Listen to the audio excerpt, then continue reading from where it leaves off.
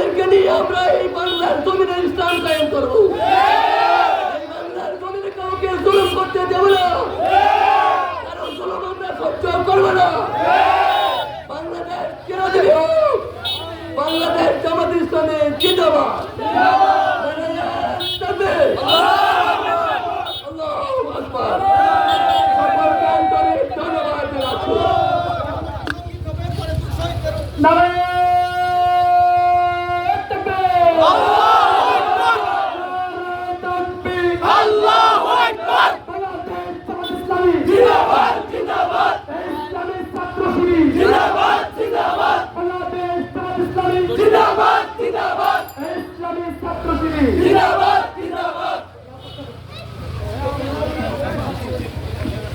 সময়ের স্বার্থে এখন যে দাঁড়িয়ে অন্তর্বর্তীকালীন সরকার